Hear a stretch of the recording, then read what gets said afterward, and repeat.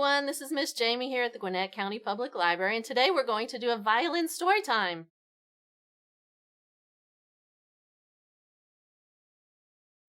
Today with me, I have Jessica Hoffman, who is a local Suzuki violin instructor from Gwinnett County. Thank you for joining us today, Jessica. Thank you for having me, Miss Jamie. So tell us, how did you get started on the violin? Well, I started on the violin when I was about 8 years old, and my parents came to me when they had found an old violin in my grandparents' attic, and they asked if I would like to learn to play the violin. In fact, it was this very violin that I started on. So you're a Suzuki violin instructor. Tell me, what exactly is the Suzuki method? The Suzuki method is based in an idea with Dr. Suzuki, who is a Japanese man, and he discovered or realized that all children, no matter where they're born, in what country, learn their native tongue with ease. And he based learning the violin, which has been applied to other instruments now as well, learning music in the same way that we learn to speak our first language, our native tongue. And it's based in listening, repetition, and review. And it's on the premise that all children can learn, and that talent is not inborn, but that every child can learn to play the violin. And you're never too young or too old to learn. So how old does someone need to be to play the violin? Someone can be as young as 3 years old. And I do know of someone who started when they were 18 months. So when the child and the parent are ready is a good time to start to learn to play the violin. So when we begin on the violin, we start with a box violin to sort out where everything goes, where our feet go, where we put our hands, and how we get the violin on our shoulder. But then we have a real violin that we get, and this is a full-size violin, but if you're a child, we need to make sure we find just the right size for you. That's so cute. And we even have a smaller violin than that. So you can see what a big difference. So how old would a child be to play that little violin? So a child may be 4 or 5 years old. It just depends on how tall they are, and we want to size each child individually. Okay. So what's the difference between a violin and a fiddle? Well, that's a question that I get. And there really is no difference between a violin and a fiddle, except that a violinist may call their violin a fiddle as a term of endearment. And there are different styles that we can play of music on our instrument. So there is fiddle music, which would be a certain style. So is that more like country music? You might think of it as, yes, country music, fiddle tunes. Okay. And what other kind of music can you play on the violin? Well, Jamie, we can play on the violin fast music.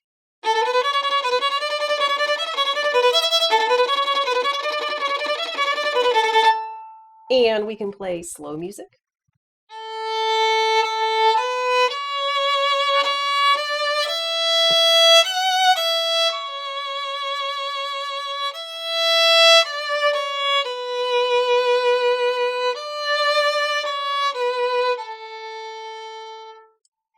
And we can play some other kinds of styles of music, like a fiddle tune.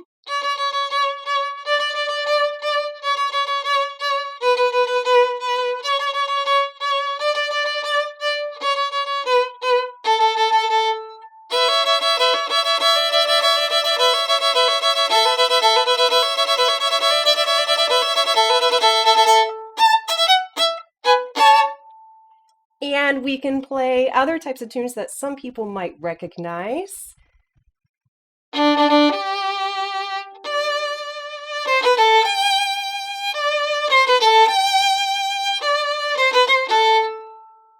And we also play certain music for weddings.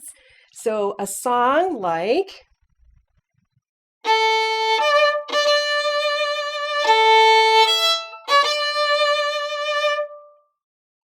So the violin is a very versatile instrument, it seems like.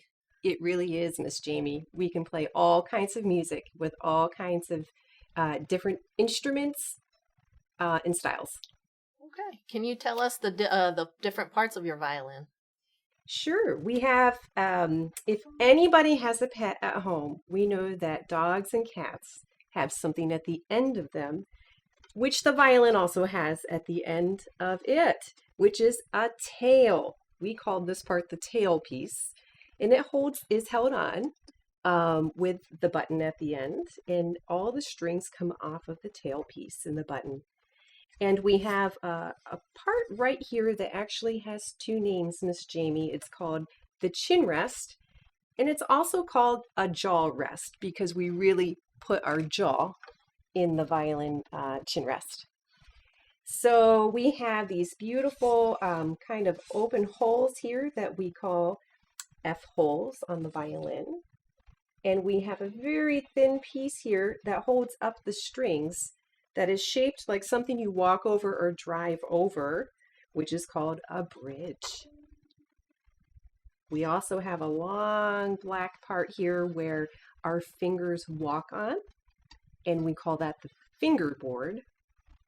And we all have a part on our body that is the same name as this part that's kind of long and smooth here. And if anybody guesses what part of your body is this called, this is called the neck of the violin. And we don't want to over squeeze the neck on the violin. And just like we have shoulders, the violin has shoulders. And then when we get to the upper part here, we have 4 pegs which turn the strings to tune the violin. And those are for grown-ups to use. And then we have this beautiful swirly part here called the scroll. And tell me about your bow. That's a great question.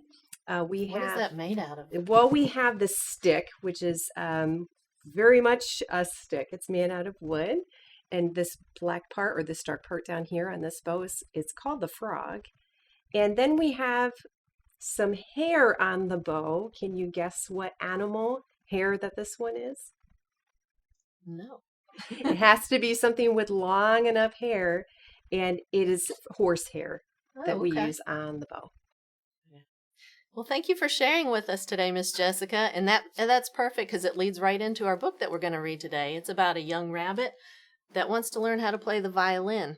And it's called You Can Do It, Noisy Nora. It's written and illustrated by Rosemary Wells.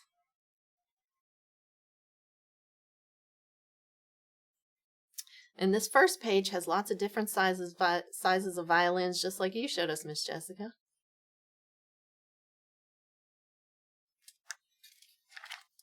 From a neighbor's window on a night in June, Nora heard a violin playing Clair de Lune. The music floated like a cloud, dreamy, soft, and true. Nora wished with all her heart that she could play it too.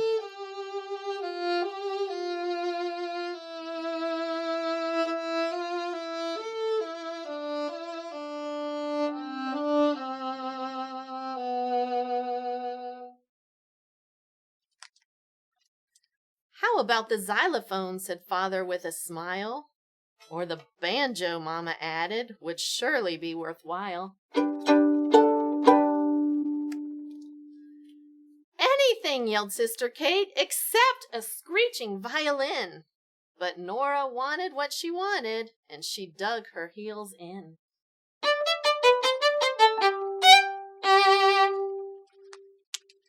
Mrs. Yamamoto brought the violin.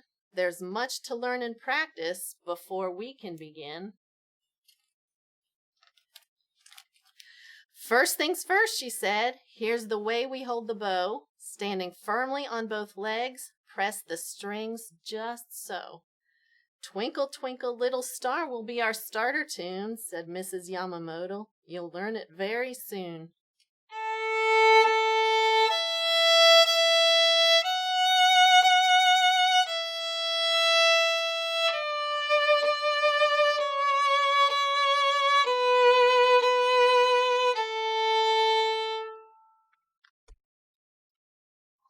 But Monday, twang,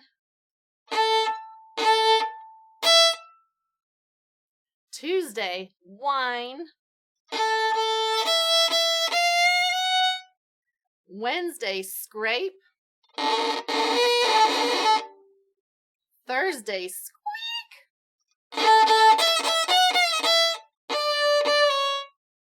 Friday, screech.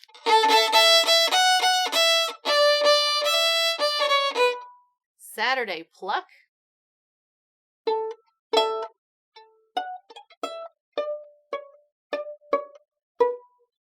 Sunday, shriek.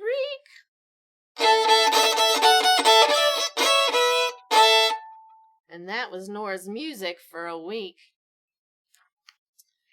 Twinkle, twinkle, little star came squealing through the breeze. Nora, yelled Sister Kate, close your door, please. Practice hours felt like years. Everybody held their ears. Awful, squawked the cockatoo. Jack woke up and cried. Brava, said her mama, but let's play again outside. Sawing like a buzzsaw, scratching like a hen, with father for conductor, Nora tried again.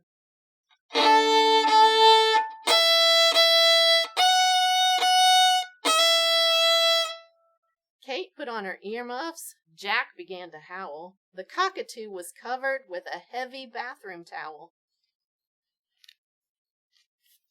September 1st was going to be a very special day. Nora had a brand new song she wanted so to play. You can do it, said her teacher, and in a monumental burst, Nora learned it perfectly on August 31st. The special evening came at last, and not a sound was heard.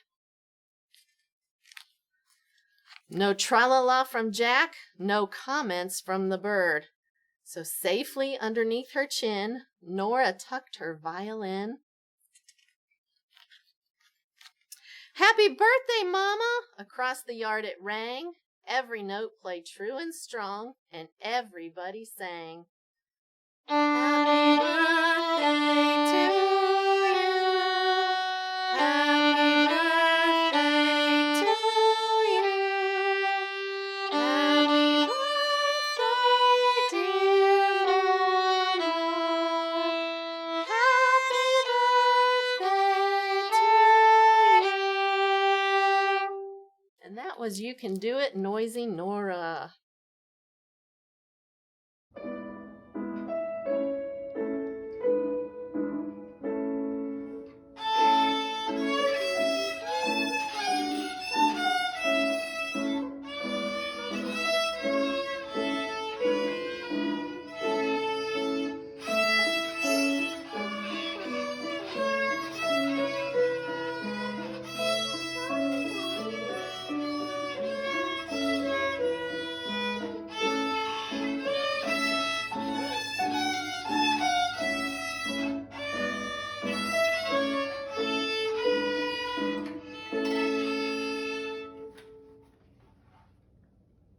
Well, thank you for joining us for Violin Storytime today, and thank you, Miss Jessica, for joining us. Can you play us a little something to close us out today? Sure, Miss Jamie. I'll play a part from Gossik Gavat.